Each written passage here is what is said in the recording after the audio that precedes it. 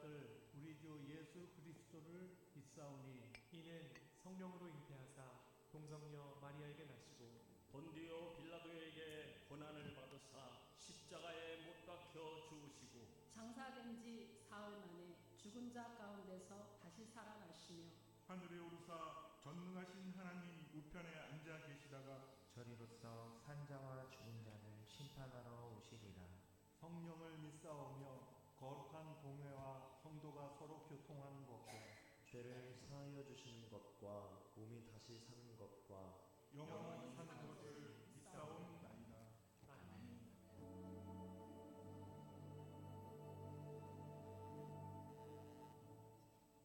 할렐루야, 할렐루야. 오늘은 우리가 함께 나눌 말씀 사도신경 가운데 성령으로 잉태되어 동정녀 마리아에게 나신 그 예수님의 이야기를 함께 나누려고 합니다. 그 예배가 나누어진 이 자리 함께 하신 모든 물레동교회 성도님들을 주님의 이름으로 환영하고 축복합니다. 옆에 있는 분들과 이렇게 인사했으면 좋겠습니다. 하나님이 우리 가운데 오셨습니다. 아니, 전능하신 하나님이 우리 가운데 오셨다니까요. 그 기쁨을 선포하는 시간입니다. 다시 한번 담대함으로 함께 선포합시다. 우리 하나님이 우리 가운데 오셨습니다. 예수님은요, 보이는 하나님으로 이 땅에 오셨습니다. 예수님은 함께 하시는 하나님으로 우리 가운데 오셨습니다. 전능하신 하나님, 우리가 감히 쳐다볼 수도 없고 만날 수도 없고 들을 수도 없었던 그 하나님께서 복음이 되어 주셔서 우리 가운데 오셨습니다. 오늘 이 시간 복음 되시는 예수님을 만나는 시간 되기를 주님의 이름으로 축복합니다. 우리 가운데 동행하시고 함께 하시는 하나님께 감사하며 우리 영광의 박수를 올려드립시다. 오늘 우리가 함께 읽은 요한복음 1장 14절의 말씀은요, 기독교 신앙에서 가장 중요한 진리의 말씀이에요. 말씀이 육신이 되어 우리 가운데 거하심에. 이 요한복음 1장 14절의 말씀은요, 하나님이 인간의 몸을 입고 우리 가운데 오셨다는 거예요. 말씀이 육신이 되어 우리 가운데 거하심에, 이 말을요 사도신경에서 어떻게 풀어서 고백하고 있냐면요, 그 예수님이 성령으로 잉태되셔서 동정녀 마리아에게 태어났다라고 하는 고백으로 우리가 하고 있는 것입니다. 예수님이 성령으로 이 땅에 오셨다는 것, 이것보다 더 중요한 사건은 없어요. 그런데요, 이것을 사람의 이성과 사람의 판단과 사람의 지식으로는요 이해할 수 있는 것이 아닙니다. 어떻게 처녀의 몸에서 아이가 태어날 수 있겠습니까? 이것을 과학적으로 설명할 수 있는 사람이 있습니까? 아닙니다. 그래서 참 많은 사람들이요, 기독교 신앙을 이야기하면서 내가 다른 건 다 어떻게든 믿어보겠는데 이 부분을 내가 믿을 수가 없어, 믿기 어렵다고 말하고, 때로는 신화적인 이야기 아니냐고 사람들이 말하기도 합니다. 근데 우리가 생각해야 될 부분이 있어요.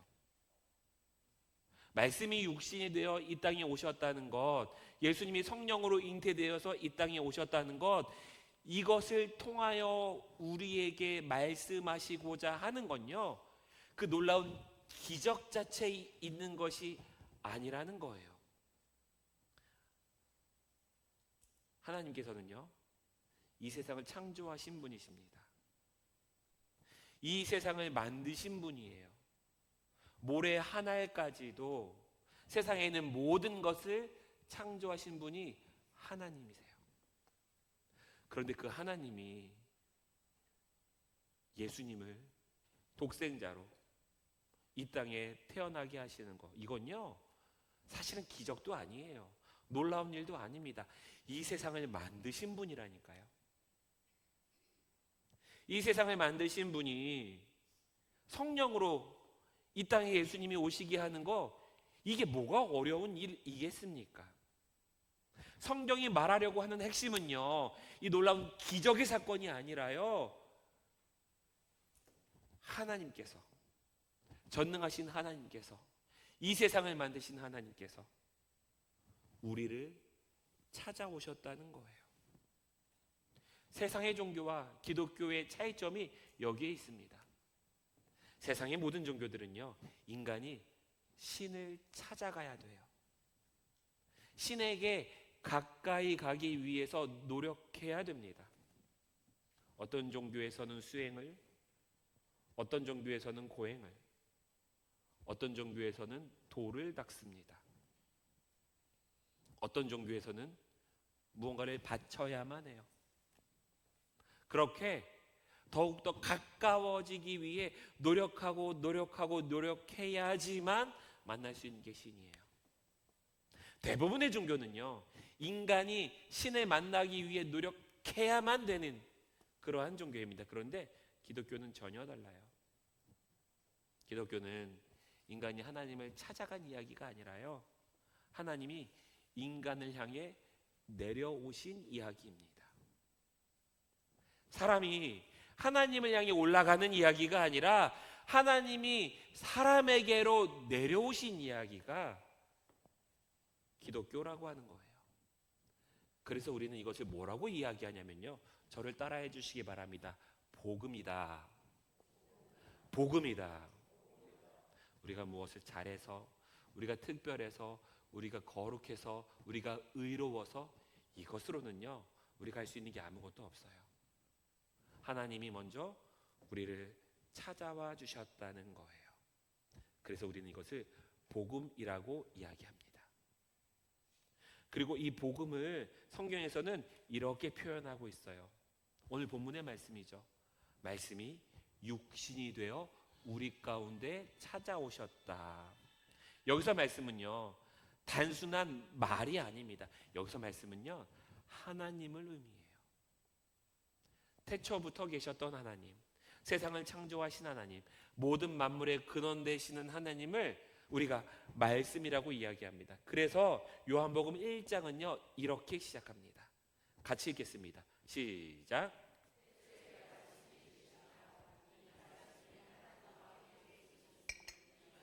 하나님이시니라. 만물이 그로 말미암아 지은 바 되었으니 지은 것이 하나도 그가 없이는 된 것이 없느니라. 태초에 말씀이 계셨대요. 예수 그리스도께서 계셨는데 성부 하나님과 함께 계셨던 성자 하나님이셨습니다. 성자 하나님은요, 성부 하나님과 삼위일체이신 분이기 때문에 그 온 세상의 모든 것들을 직접 창조하신 그 하나님이 예수님이셨던 거예요.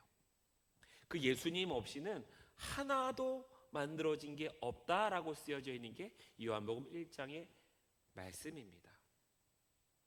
성경은요, 오늘 우리가 찬양대가 은혜롭게 찬양해 주셨던 그 가사 가운데 있는데 임마누엘이라고 하는 예수님의 또 다른 이름으로 설명하고 있습니다.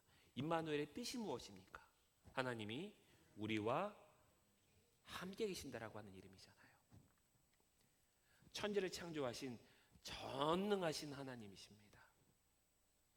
그 하나님은요, 멀리 계신 분이 아니라는 거예요. 저 멀리에서 어딘가에서 인간의 삶을 바라만 보고 계시는 그러한 분이 아니라는 거예요. 그 하나님이요, 인간의 삶 속으로 직접 들어오셨다는 거예요. 그래서 사람들과 함께 걸으셨습니다. 사람들과 함께 식사도 하셨어요. 사람들의 눈물을 보셨고요, 사람들의 고통을 느끼셨습니다. 배고픔도 경험하셨어요. 피곤함도 경험하셨습니다. 슬픔도 경험하셨어요.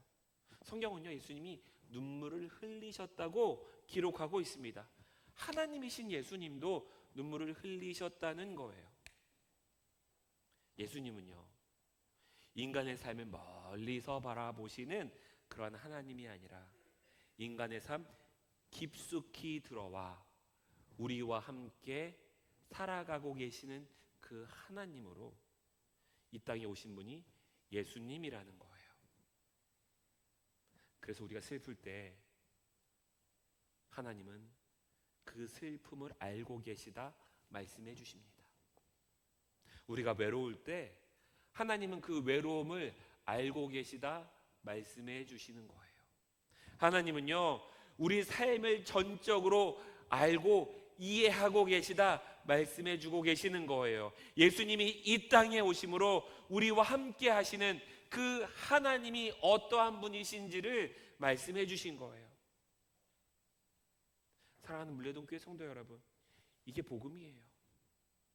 하나님이 우리를 사랑하셔서 우리들의 삶 가운데로 오셨다는 겁니다. 그래서 요한복음 3장 16절은 이렇게 말하고 있어요. 우리 같이 읽겠습니다. 시작.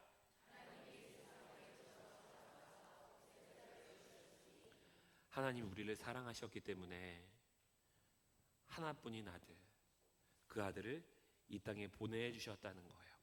물론 이게 신학적인 교리로 너무나도 중요합니다.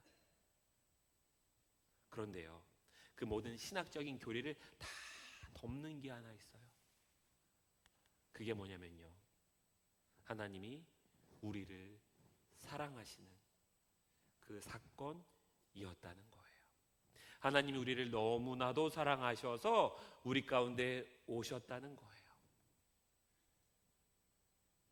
그리고 예수님이 이 땅에 오신 그 사건이 2000년이 지난 지금에도 계속되어지는 사건이 되기를 주님의 이름으로 축복합니다.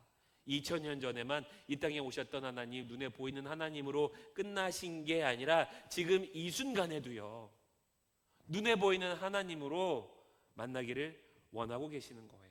나를 사랑하시는 그 하나님이요, 우리를 통해서 세상으로 그 사랑을 흘려보내기를 원하고 계시는 거예요. 2000년 전에는 우리의 눈으로 직접 보았던 그 하나님이신 예수님이라면 이제는 우리들의 삶을 통하여서 그 예수 그리스도를 드러내고 보이라 말씀하고 계시는 거예요. 그렇게 해주신 말씀이 뭐냐면요, 사도행전 1장 8절의 말씀입니다. 우리 같이 읽겠습니다. 사도행전 1장 8절의 말씀, 시작. 오직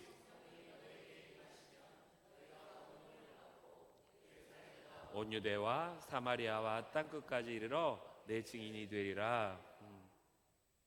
예수님께서 제자들에게 마지막으로 하신 말씀이에요. 제자들에게 뭐라고 말씀하셨냐면, 너희들은 두 눈으로 나를 보았지?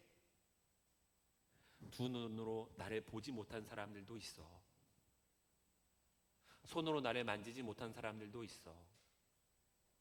그들의 두 귀로 내 이야기를 듣지 못한 사람들도 있어.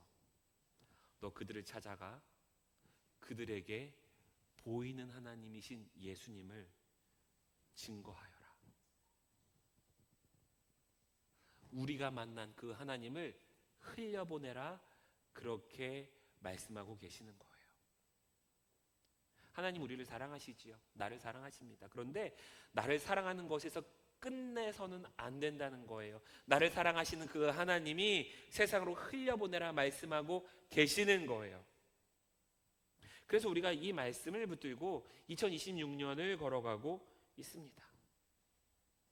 말씀을 정리합니다.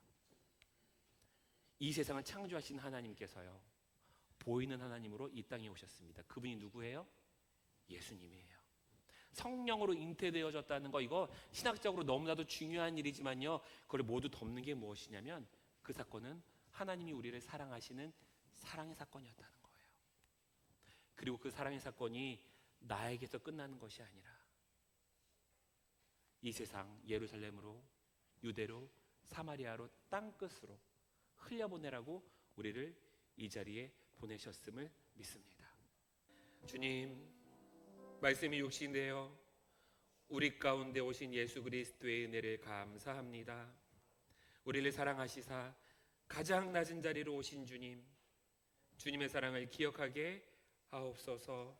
주님, 그 사랑이 우리의 삶 가운데 머무르지 않고 흘러가게 하옵소서. 우리의 삶이 복음의 통로가 되게 하옵소서. 예루살렘을 위하여 기도합니다. 우리 자신과 우리의 가정과 물레동 교회를 붙들어 주옵소서. 기도의 불이 꺼지지 않게 하옵소서. 예배와 말씀과 기도의 은혜가 계속 흘러가게 하옵소서. 그래서 말로 하는 사랑이 아니라 삶으로 전하는 그러한 사랑의 삶을 살아가게 하옵소서.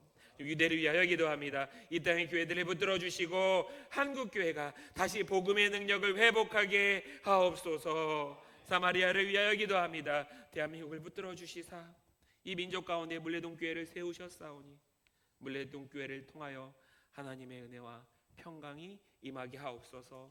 땅것을 위하여 기도합니다. 복음이 전해지지 않은 땅까지 복음이 전해지게 하시고 그 자리에 우리를 세우셨사오니 보내는 선교사로, 말씀 붙들고 기도하는 선교사로, 그리고 하나님의 은혜 가운데 서 있는 선교사들로 살아가는 인생 되게 하옵소서. 오늘 모든 것 우리를 복음의 통로로 세워주신 주님의 은혜에 감사하며 사랑과 은혜가 많으신 예수님의 이름으로 기도합니다. 아멘, 아멘.